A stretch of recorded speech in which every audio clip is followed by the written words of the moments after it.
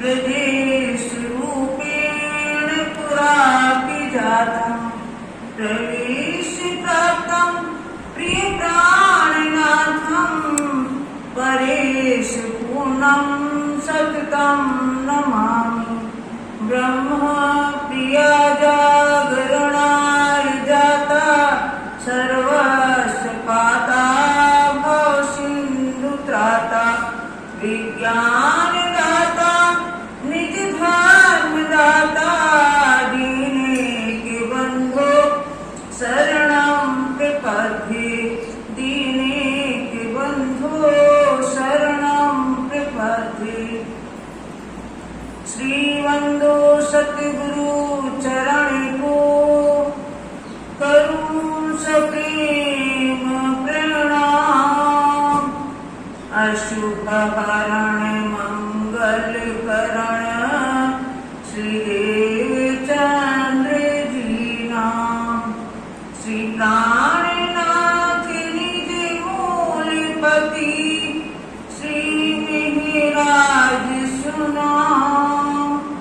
तेज कुंवर श्यामा युगल को पल पल करूं प्रणाम पल पल करूं प्रणाम। प्रणाम करूं सब साथी को धरि चरणों में शीश। हम ना जान दया करो बुद्धि देओ बख्शीश बुद्धि देओ बख्शीश। प्रणाम। परमात्मा सुंदर साथ जी शाकुंतल सखी और इंद्रावती सखी का मिलाप होने के पश्चात महामती श्री प्राणनाथ जी और महाराज छत्रसाल का मिलन होने के पश्चात धनी का शुक्राना जो आभार प्रदर्शन है वो बताया गया कि कैसे कैसे मार्ग में अवरोधक तत्व आए, कैसे कैसे लोगों ने बुरी नियत की छत्रसाल जी के ऊपर, महामती श्री प्राणनाथ जी के ऊपर, लेकिन जिसने जैसी नियत की उसको वैसे ही परिणाम भुगतना पड़ा और उन्हें मार खानी पड़ी, यानी कि वो बिल्कुल से तबाह हो गए। अब यहाँ बता रहे हैं कि जब छत्रसाल जी ने अपना साम्राज्य बढ़ाने लगे, अपना राज्य विस्तार करने लगे बुंदेलखंड में, तो कई राजाओं ने सोचा कि हम इनके क्षेत्र को हड़प लें। तो जिसने भी ऐसा प्रयास किया उसको भी मुंह की खानी पड़ी। अब यहाँ 22 अश्वारों, यहाँ छत्रसाल जी के कम ही सैनिक थे, कुल 25 सैनिकों के साथ में वो जाते थे युद्ध करने के लिए। और धनी का ऐसा वरदान था, ऐसी तलवार मिली थी उन्हें जिससे एक सरकारों को 10 ऐसे गिरते थे, ऐसा प्रताप था उसका। तो ऐसे प्रताप के कारण वो सब जगह विजय प्राप्त करते गए। अब यहाँ 22 सवारों के साथ में 22 सवारों मारी 22 सवारों मारी 22 सवारों ने मारा। किसको मारा? फौज 3000 की फौज जो औरंगजेब बादशाह अपने सेनापतियों को भेजता था, 3000 सैनिकों को उन्होंने मार गिराया। भागा जाए भेड़ ज्यों और भागा जाए भेड़ ज्यों, इस तरह से भागे अपनी जान बचा करके, जैसे भेड़ें सिर झुका करके चलती हैं, ऐसे शर्मिंदे होके लोग भागे। बिना तेज देखा खुआर, बिना तेज, उनके तेज को उनकी परख नहीं थी कि इनके साथ में परब्रह्म परमात्मा की शक्ति जुड़ी हुई है। ये तेज का ज्ञान न होने के कारण, अज्ञानता होने के कारण उन्होंने पूरी नियत डाली और फौज के बर्बाद हो गए वो लोग। फौज लेके आया और दूसरे सेनापति फौज लेके आए। गौर सो करी मुलाकात, गौर सो करी मुलाकात, गौर एक राजा था, वहाँ से मुलाकात करी। लड़ाई सब जंग की और सब जंग की लड़ाई कहलाती है। उस सेनापति ने गौर को भी साथ में लिया और सब जंग की लड़ाई हुई। नाम निशान न रही कछुआस, उसको भी पूरी तरह से तबाह कर दिया महाराज छत्रसाल ने, नाम निशान भी नहीं बचा। ज्यों फैरून दुआ मूसे की। ये ठीक प्रसंग तीसरी बार आया है।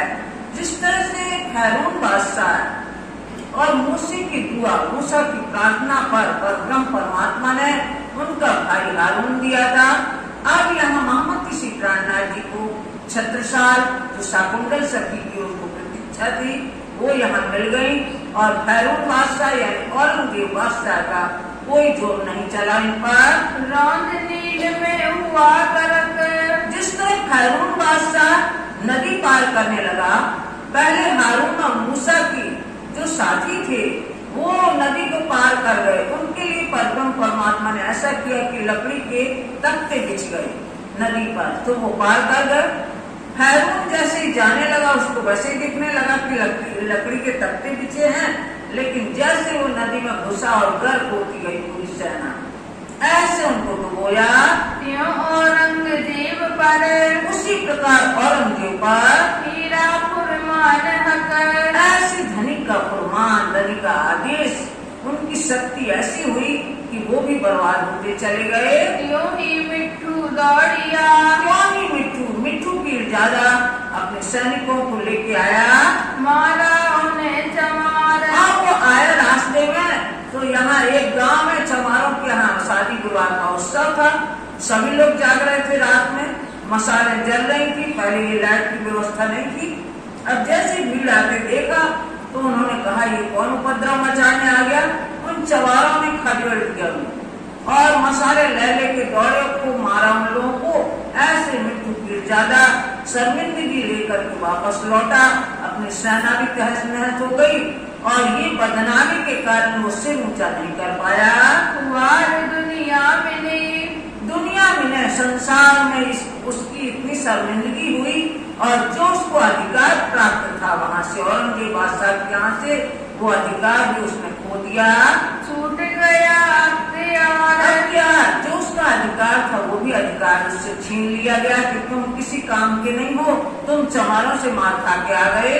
ले मुहिम खटोला की। और ले मुहिम खटोला की। खटोला एक ग्राम था, वहाँ चढ़ाई लेकर के राजा ओरछे के राजा हमेशा द्वेष रखते थे छत्रसाल के प्रति, तो वो आए खटोला पर। उदही पटकिया मुख में। और धनी की कृपा से, धनी के हुक्म से वही उनको परास्त कर दिया। जड़ समेत उखाड़े। जड़ समेत उखाड़े, यानी कि उनका कोई नहीं बचा जिससे वो आगे लड़ने आ सके। फिर जेतपुर के राजा ने। अब जेतपुर के राजा ने देखा देखी चढ़ाई की कि भाई हम भी अपना विजय प्राप्त करें पर। यहाँ आए मुहिम करी। और उन्होंने भी चढ़ाई कर दी छत्रसाल के क्षेत्रों पर। टापू खुआरे ऐसा किया। उसकी तो ऐसी बर्बादी हो गई, पूरी लानत उतरी। सब ने धिक्कारा उनको कि तुम देख रहे आंखों से कि सब लोग भागते जा रहे हो, फिर भी तुमने इनके ऊपर को दृष्टि डाली तो तुम भी बर्बाद हो गए। फिर ओरछा के राजा का। फिर ओरछा के राजा का आया दौआ खटोले पर। अब वहाँ जितने यादव वंश के थे वो दौआ लोगों ने, उन यादवों ने यहाँ खटोले पर फिर चढ़ाई कर दी। खुआर हुआ भली भांत सौ। और ये जितने भी यादव आए थे ये बर्बाद हो गए हर तरह से।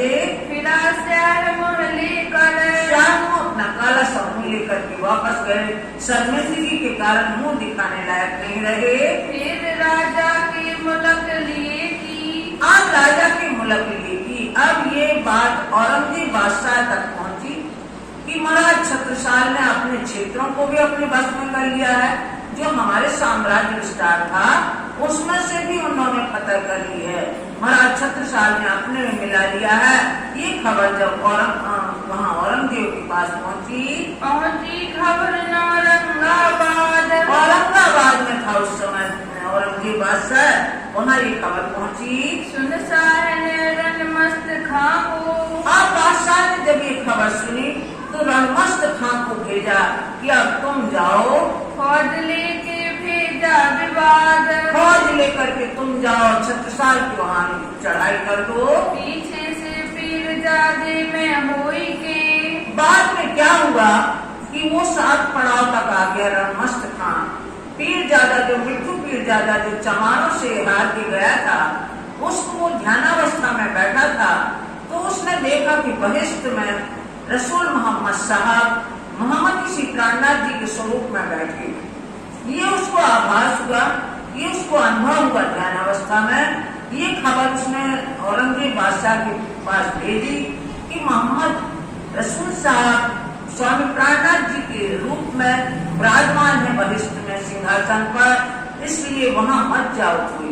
कोई किसी का भला नहीं होगा, जो भी खराब दृष्टि डालेगा उसका अहित होगा, वो बर्बाद हो जाएगा। ऐसी खबर उसने औरंगजेब बादशाह के पास भेजी।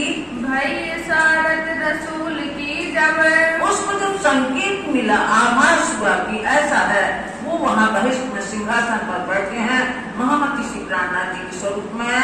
तामे विचार करके तब उसने सोच विचार करके लिखा किया साहने तब लिखा। मिट्ठू पीरजादा ने उसको खबर दी औरंगजेब बादशाह को। औरंगजेब बादशाह ने तुरंत पत्र दिया रणमस्त खां को।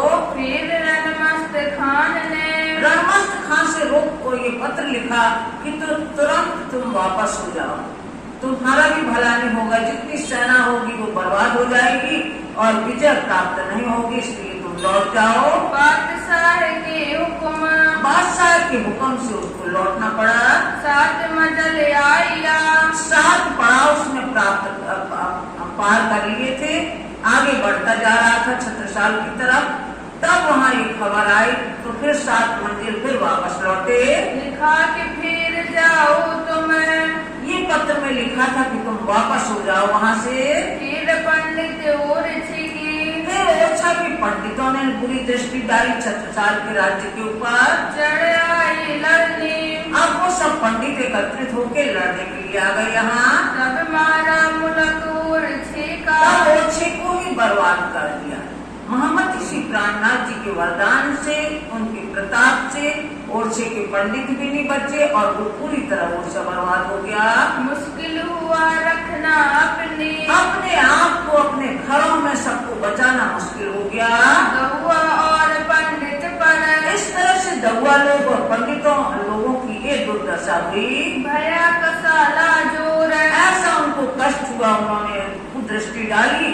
कुदृष्टि का परिणाम ये हुआ कि वो तबाह हो गए। विघन पड़े उतही, कितने विघन आए, कितनी मुसीबतें आए, संकट आए। किया दज्जाली सूर, किया दज्जाल सूरी, दज्जाल के वशीभूत होकर ये काम कर रहे थे सब। फिर राणा प्रताप सिंह ने, राणा प्रताप सिंह ने भी छत्रसाल के राज्य पर इनने भी दृष्टि डाली। बुरी करी नजर, बुरी दृष्टि से देखा, कुदृष्टि से देखा कि मैं यहाँ भी अपना राज्य विस्तार कर लूं। तो ख्वारी आपस में भई, तो वहाँ राजपूताने में आपस में लड़ना लगी। राणा प्रताप को कहीं अन्यत्र नहीं जाना पड़ा, आपस में ही लड़ पड़े, आपस में ही दुश्मन हो गए और एक दूसरे बर्बाद हो गए। है कयामत की फजर, ये कयामत की फजर है, ये आत्म जागृति का सुबह हो गई थी, इसलिए ऐसा हुआ। ये जिनो जिनो जैसी कली, जिसने जिसने जैसी निगाह डाली छत्रसाल के राज्य पर, जिस तरह उसकी वैसी वैसी हालत हुई। जित सजा पाई तिता, उसने वैसे वैसे परिणाम होगा। जैसी जैसी जिनो कली, जितने जैसी जैसी दृष्टि डाली, ताई मारा उसी वक्त, उसी तरह मोहम्मद श्री प्राणनाथ जी के वरदान से, उनके प्रताप से उसी समय उन्हें पार बर्बाद होना पड़ा।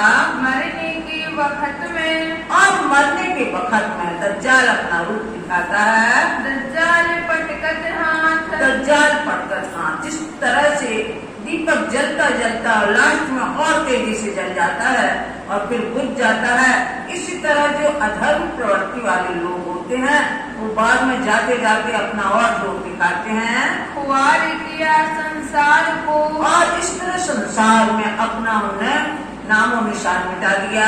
ज्यादा जो उनके साथ, और जैसे लोग जो अधर्म की तरफ राह चलने वाले थे, जो उसमें अधर्म में लगे रहते थे, वो बर्बाद हुए। दज्जाल की छाती कही, और जो पहले भी कहा गया था कि मैं आदम की औलाद पर शासन करूं, तो दज्जाल की छाती यानी कि जो सबके अंदर शैतान है वो उसी का दूध पी रहा है, क्योंकि वही बुद्धि है, उसने पहले ही वरदान मांग लिया था। दूध पीवे तिनसे, और वो वैसे ही उसके अंदर बुद्धि आती है, द्वैत भावना आती है और वो धर्म की तरफ नहीं लगने देता। सो खुआरी तिनसे, सो खुआरी, खुआरी माने बर्बादी, सो उससे बर्बादी ही होती है, अच्छा काम नहीं बनता शैतान के कारण। रहे परेशानी में, और हमेशा वो परेशानी, अड़चनों में, मुसीबतों में घिरे रहते हैं ऐसे लोग। उजाड़ सब शहरों का, और इस तरह जहाँ जहाँ भी ऐसे लोग जुड़े और जिसने भी ऐसी निगाह डाली, ऐसे शहरों का उजाड़ हो गया, बर्बाद हो गए वो शहर। काहू होई न आराम, और उन गाँव में, उन शहरों में फिर बढ़ोतरी नहीं हुई, उन्नति नहीं हुई, उनकी अवनति होती गई। सब परेशान होएंगे, और वहाँ के रहने वाले सब परेशान होते रहे, अपने अपने काम, अपने अपने कारण ही सब दुखी होते रहे। बलाएं जो उतरी, और जो बलाएं, जो मुसीबतें उतरी ब्रह्मात्माओं के सामने आई, उस पर ब्रह्म परमात्मा की कृपा से सब बलाएं दूर होती गयी। सो दफे हुए मोमिनों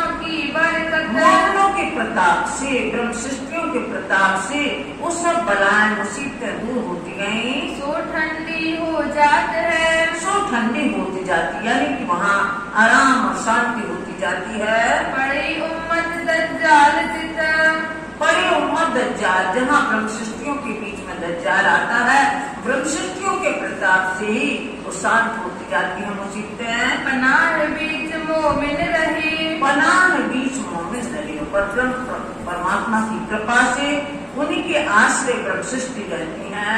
हक सुभान नजर, हक सुभान पर ब्रह्म परमात्मा की नजर में वो रहती हैं, उनके ऊपर कोई कसाला नहीं आ पाता।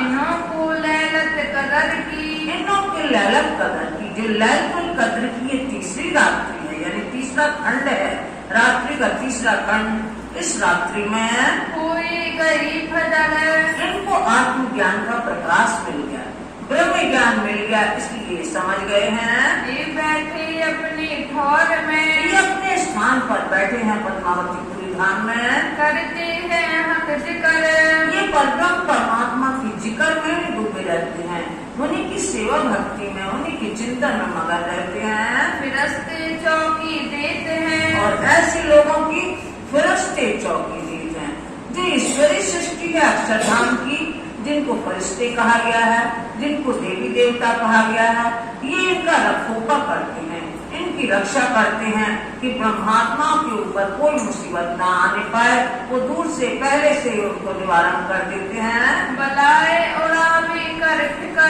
ऐसे फिरस्ते ब्रह्मनियों के ऊपर जो मुसीबतें आती हैं, तो फिरस्ते उनकी चिंता करके वो बलाओं को दूर कर देते हैं। अकीदई मोमिनों को, हमें दई मोमिनों को परब्रह्म परमात्मा ने ब्रह्म सृष्टियों को दी है, अपनी जो पहचान, उन्होंने ब्रह्मवाणी दी है जिससे उनकी पहचान हो सके। नबूवत रसात लत इनको, नबूवत यानी मार्गदर्शन, जिस तरह से नबी की नबूवत, तो मार्गदर्शन उन्होंने प्रदान किया है इनको। पूरा पाया ईमान, और इनका पूरा विश्वास देख करके, पूरी जिज्ञासा, पूरी श्रद्धा भक्ति देख करके इनको ब्रह्म ज्ञान मिला है। यही सुन्नत जमात है, यही सुन्नत जमात है, जो कुरान में बताया गया है कि ब्रह्म प्रियाएं कौन है, मोमिन किसे कहा गया है कुरान में, सुन्नत जमात, यानी सुनकर ईमान लाने वाली समुदाय, उसको सुन्नत जमात कहा गया है। गिरोह रब्बानी जी, गिरोह रब्बानी, यही परमात्मा की जमात है। गिरोह रब्बानी, रब यानी परमात्मा और रब्बानी माने परमात्मा और गिरोह माने समुदाय, इन्हीं का समुदाय है ये। इनको दाना हकी दिया, इनको पर ब्रह्म ने बुद्धिमान बनाया है, दाना माने बुद्धिमान, बुद्धवंत बनाया है इन्हें, अपना इल्म दे, अपना ज्ञान दे करके इन्हें बुद्धवंत बनाया है। साहिदी खुदाई की, और परमात्मा की साक्षी भी देने वाली है ये। सही ग्रोह देव निहार, ये गिरोह है, ये जमात परमात्मा की साक्षी भी देंगे। यही अरस अजीम से, और यही जो ब्रह्मात्मा अरस अजीम पर दिव्य ब्रह्म को नाम से इस संसार में इनकी सुरताएं आई हैं। ये सब खबरदार, ये सब खबरदार सावचेत हैं कि हमें ये खेल देख करके वापस जाना है।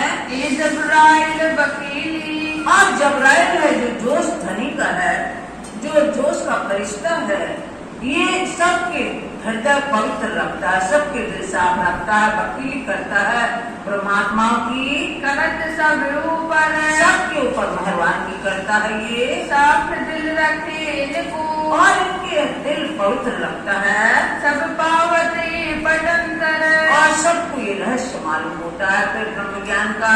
7 निशान बड़े कहे, और जो 7 निशान बड़े कहे गए हैं क़यामत के, जिनसे होए कयामत, जो कयामत के समय 7 संकेत जाहिर होंगे संसार में, तभी समझना कि क़यामत का समय आ गया है, जिसमें आजूद माजूद का निशान है, डाकफुल का निशान है, काना दज्जाल का निशान है, मगरब से सूरज उगने का निशान है, अस्राफील सूर फूकेगा, और ईसा रूह अल्लाह और इमाम मेहदी जाहिर हो गए हैं, और नूरी झंडा यहाँ आ गया है। इस तरह से 7 निशान 7 संकेत मिलेंगे।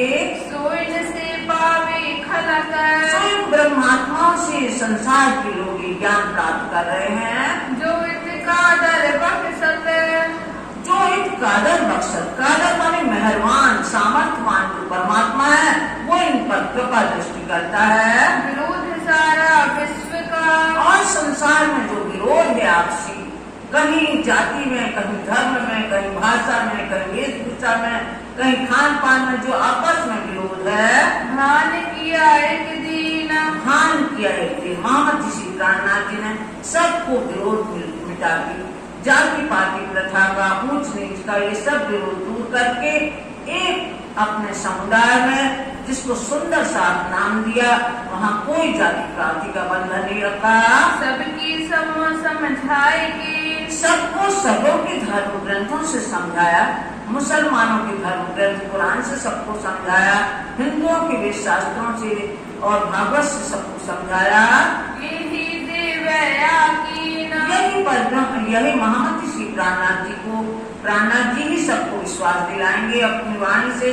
रूह फिरस्ते उतरे, और ये संसार का खेल देखने के लिए ब्रह्मात्मा की सुरताएं, जिनको रूहें कहा गया है, इस संसार में अवतरित हुई हैं, और फिरस्ते ईश्वरी सृष्टि भी अक्षरधाम से अवतरित हुई। सोई अरस के बारस, सोई वहाँ के वारिस हैं, वहाँ के उत्तराधिकारी हैं, वो परम धाम की है ब्रह्म सृष्टि, और ईश्वरी सृष्टि अक्षरधाम की है। वाणी अक्षरातीत की, और जो ये वाणी अक्षरातीत पर ब्रह्म परमात्मा जो लाए संसार में, इनों से सुनी सरस, इनसे ब्रह्मात्मा से सब लोग सुनते हैं। 8 भृष्टया खर की, और जो अक्षय ब्रह्म जो अभी स्वप्न में भी खेल देख रहे हैं ब्रह्मात्मा के साथ साथ, जब वो उनकी नींद खुलेगी, जब वो जागृत होंगे, तो उनके अंतःकरण में 8 जीव सृष्टियों के लिए 8 मुक्ति स्थल कायम हो जाएंगे, अखंड हो जाएंगे, सबके लिए 8 बहिष्ठ मुक्ति स्थल हो जाएंगे। पायनों की बरकत, ब्रह्म सृष्टियों की बरकत से, इनके प्रताप से सबको ये मुक्ति स्थान मिलना है।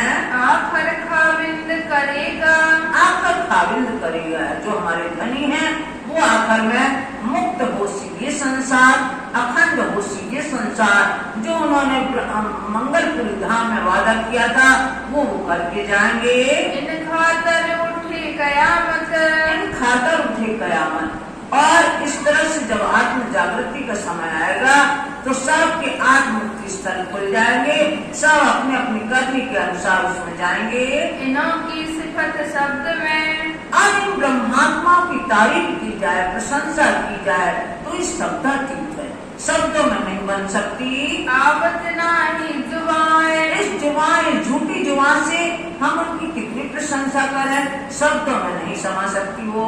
त्रिगुण रोए पीछे फिरे, त्रिगुण ब्रह्मा विष्णु रोकर के पीछे, ब्रह्मा विष्णु महेश तीनों रोकर के पीछे फिर गए, लेकिन इनकी बराबरी, इनकी चरण नहीं पा सके वो। इनों की खूबी सुन श्रवणाए, इनकी खूबी, इनकी विशेषता, इनकी महिमा अपने कानों से सुनते हैं। श्री महामती कहे मोबिनो, महान बुद्धि के सागर स्वामी लालदास जी फरमाते हैं कि हे सुंदरदास जी, याद करो शुक्राना, उस शुक्राना को, उस आभार प्रदर्शन को याद करो, धन्यवाद याद करो, कृतज्ञता ज्ञापन करो। परमात्मा ने हमारे ऊपर कितनी मेहर की है और हमें अपने मुक्ति स्थल, मुक्ति पीठ में पहुंचा दिया, पद्मावतीपुरी धाम में पहुंचाया, जो हमारा अखंड घर का दरवाजा है, ऐसे स्थान में हमें पहुंचा दिया। मेहर करी तुम्हें ऊपर, आप लोगों के ऊपर कितनी कृपा दृष्टि है धनी की, इसको याद करो। तुम्हारी सिफत करे सुभान, और हे ब्रह्मात्माओं, आप जो भी सेवा कर रहे हैं संसार में, इनकी सिफत, इनकी तारीफ, इनकी प्रशंसा, इनकी महिमा और परब्रह्म परमात्मा वहाँ भी करेंगे और यहाँ भी वाहवाही हो रही है। अव्वल हक के दिल में, अब ये मंगलाचरण आ गया, अष्टप्रहर मंगलाचरण। मंगलाचरण क्यों आया? संसार में सब कवि, लेखक, कवि किताबें लिखते हैं, प्रारंभ में मंगलाचरण होता है, लेकिन पहले ना होकर के अभी हुआ। इसका कारण ये है कि महामती स्वयं अपनी गीतक लिखवा रहे थे। तीनों स्वरूपों की गीतक लिखी, बसरी स्वरूप, मालिकी स्वरूप और हक्की स्वरूप। अब यहाँ परम धाम का वर्णन होना, परम धाम के अष्टप्रहर की सेवा पूजा जो यहाँ होना है पद्मावतीपुरी धाम में, जिसको जागनी राज कहते हैं, इसके लिए स्वामी लालदास जी, महामती श्री प्राणनाथ जी मंगलाचरण। मंगलाचरण का तात्पर्य है स्तुति करना और विषय प्रवेश करना। मंगलाचरण का तात्पर्य यही है, विषय प्रवेश करना, स्तुति करना, कि हमारे मंगल आचरण हो और जिस कार्य का हमने बीड़ा उठाया हो वो निर्विघ्न समाप्त हो, और राज्य शक्ति दे कि जो बात शब्दों में नहीं की जा रही है, की जा सकती, शब्दातीत, उस शब्दों में हम कर सकें उसका वर्णन। जो अक्षरातीत परब्रह्म परमात्मा की लीला का हमें गुणगान करना है, वो हम शब्दों में इस झूठी जुबान से बता सकें, इसलिए मंगलाचरण किया गया है। स्वरूप साहब में भी जहाँ जहाँ स्वरूप वर्णन आया है, चाहे वो कोई भी किताब, चाहे वो खुलासा हो और चाहे वो सागर हो, चाहे वो श्रृंगार हो, जहाँ जहाँ भी स्वरूप वर्णन आया है वहाँ वहाँ मंगलाचरण हुए। तो मंगलाचरण पहले किया जाता है, फिर उसमें हम प्रवेश करते हैं। तो यहाँ स्वामी लालदास जी इसमें मंगलाचरण कर रहे हैं, क्योंकि अष्टप्रहर के प्रारंभ का ये बताया जा रहा है कि मंगलाचरण करने के बाद आठों पहर की सेवा चालू होगी। खेल दिखाओ रोहन, अव्वल हक के दिल में, सबसे पहले पूर्व में, ना ईश्वर ना मूल प्रकृति तादिन की कहूँ आपा बीती। जब हम परम धाम में थे तब परब्रह्म परमात्मा ने, राज्य महाराज ने मूल मिलावा में ही बैठे बैठे दिल में ले लिया कि ये ब्रह्मात्माएं वो जिद करती हैं कि हमारा प्रेम बड़ा, वो कहती है, श्यामा जी कहती है हमारा प्रेम बड़ा, राज्य कहती है हमारा प्रेम बड़ा, लेकिन धनी की पातशाही और धनी के इश्क की जानकारी किसी को भी नहीं थी कि उन्हीं के कारण भी सबको इश्क प्राप्त हो रहा है और उन्हीं की पातशाही है यहाँ। तो ये ज्ञान उनको नहीं था, न अक्षर ब्रह्म को था। शब्द अंग जो है राज्य महाराज के, वो अक्षर ब्रह्म है जो बाल लीला करते हैं, उन्हें भी ये जानकारी नहीं थी। अक्षरातीत के महल में इस प्रेम बरतत सो शुद्ध अक्षर को नहीं किंकित कीर्तन, उन्हें भी ये जानकारी नहीं थी, जबकि धनी के ही अंग है वो। और श्यामा जी को भी जानकारी नहीं थी, वो आनंदान है, उन्हें सबकी जानकारी नहीं थी अक्षर ब्रह्म की, और अक्षर ब्रह्म को यहाँ की रंग महल की जानकारी नहीं थी, और दूसरे धनी के प्रेम की और उनकी पातशाही की जानकारी नहीं थी। तो ये धनी ने वहाँ मूल मिलावा में बैठे बैठे ही विचार कर लिया, पहले लई हक के दिल में, पीछे आई माने नूर, ता पीछे हाथी दुहान में यों कर हुआ जरूर। तो अव्वल हक के दिल में, पहले धाम धनी राज्य के दिल में ये बात आई कि जो हमें खेल दिखाना है वो कहाँ कहाँ दिखाना है, कैसे करके दिखाएंगे हम। तो ये सब उन्होंने पहले ही ले लिया था वहाँ मूल मिलावा बैठे बैठे। इश्क रबद खिलवत की, और इश्क रबद खिलवत की, जो प्रेम परिसंवाद होता रहता था, खिलवत यानी मूल मिलावा में पहले तीसरी भाव से ये संवाद उठा और पूरा दिन निकल जाने के बाद जब 3 बजे सखियां आई तो धनी ने श्यामा जी से कहा कि भाई सखियों से पूछो आज कहाँ चलना है। तब